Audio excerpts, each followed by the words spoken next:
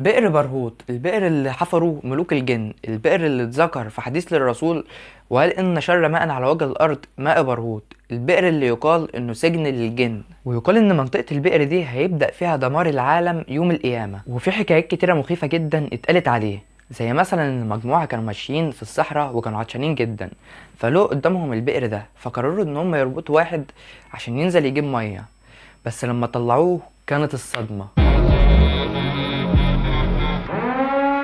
دايما اي بير ميه بيكون خير ونعمه كبيره للناس، والناس اي ما تكتشف بير ميه بيتلموا ويعيشوا حواليه، وبالنسبه ليهم بيبقى اغلى من الذهب لانه بيبقى مصدر الحياه اللي عايشين منه. بس الكلام ده طبعا ما ينطبقش على بئر برهوت اللي احنا هنتكلم عنه النهارده، لان ده مصدر خوف ورعب ومصدر للاساطير المخيفه. وبئر برهوت على فكره من الحفر اللي حيرت الناس والعلماء لحد وقتنا ده. عمال تقول لنا بئر برهوت بئر برهوت، هو فين اصلا بئر برهوت ده؟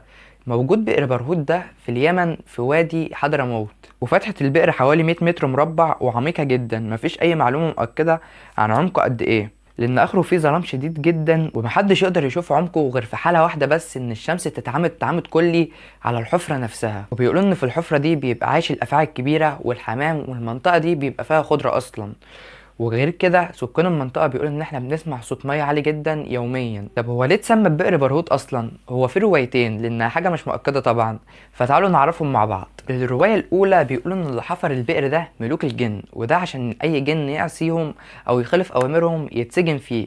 والناس بتقول ان كان في ابخرة وغازات وروايح وحشة كانت بتطلع من فتحة البير، وده كان بيأكد كلامهم وبالنسبة لهم علامة لتأكيد كلامهم. وده غير ان في عمق البير ده في ضلمة شديدة جدا محدش يقدر يشوف منها اي حاجة. اما الرواية التانية بيقولوا ان ملك من ملوك الدولة الحميرية القديمة، ودي مملكة يمنية قديمة، ان هو كان غني جدا وكله طمعان في فلوسه، فكان بيفكر في اي طريقة يشيل بيها الفلوس دي، فتعلم السحر لحد ما بقى من كبار السحرة، وبيتعامل مع ملوك الجن واتعامل معاهم واتفق معاهم ان هم يحفروا البير ده عشان يشيل جواه ثروته، وطبعا محدش يعرف يوصل لها ابدا. فلما مات الملك ده طبعا الجن استولى على المنطقة دي والبير ده، والروايتين اللي اسمعهم اصلا يقول دي خرافة اكتر من الحقيقة. وتسمى البئر باسم برهوت لان كلمة برهوت في اللغة الحميرية القديمة يعني ارض الجن، وفي اللي بيقول على البئر ده بئر الجن او بئر جهنم. وعلى فكرة في كلام بيتقال ان البير ده مش موجود من العصر الحديث، وان البير ده من قبل التاريخ اصلا، بس طبعا مفيش ادلة بتثبت الكلام ده. طبعا في اساطير كتير اتقالت حوالين البير ده، وطبعا في ناس بتصدق عادي جدا، ومن ضمنهم مثلا ان واحدة ست كانت بترعى الغنم وكان معاها ابنها الرضيع، فحطت ابنها الرضيع قريب من البير وراحت هي ترعى الغنم، فاول ما رجعت لقيته اختفى فجأة ومش ليه اي اثر. الرواية التانية ان كان في كام واحد ماشيين قريب من البير ده وكانوا عطشانين جدا، فاول ما شافوا البير قرروا ان هم يربطوا واحد وينزلوه يجيب مية، فاول ما نزلوه قعد يصرخ بسرعة وقال طلعوني، فاول ما طلعوه لقوا راسه بس اللي موجودة في الحبل. ازاي؟ ما تفهمش. وفي رواية تانية بتقول هو نفس الناس دي، بس النص اللي تحت مش موجود ومقطوع، والنص اللي فوق بس هو اللي موجود، حاجة كده من الآخر زي اللي بنشوفها في أفلام الرعب بالظبط أو أكتر كمان، بس هل الحقيقة الله أعلم. وفي حاجة كمان تشتت العقل، إن مية البير دي بيبقى طعمها فيه سكر شوية، وغير البخار اللي بيبقى طالع والروائح الوحشة اللي بتبقى طالعة منه.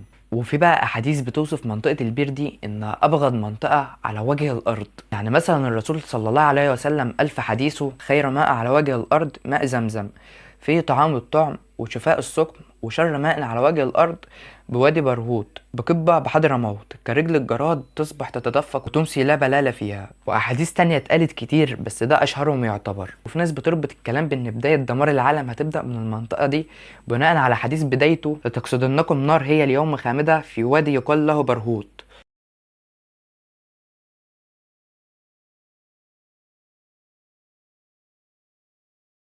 وفي مرة من المرات حاولوا يستكشفوا البير من أشخاص تبع شركة خط الصحراء، ربطوا واحد وكان معاه كاميرا فيديو بتسجل لحظة نزوله للقاع، وأول ما نزل 100 متر طلب منهم إن هم يطلعوه بأقصى سرعة.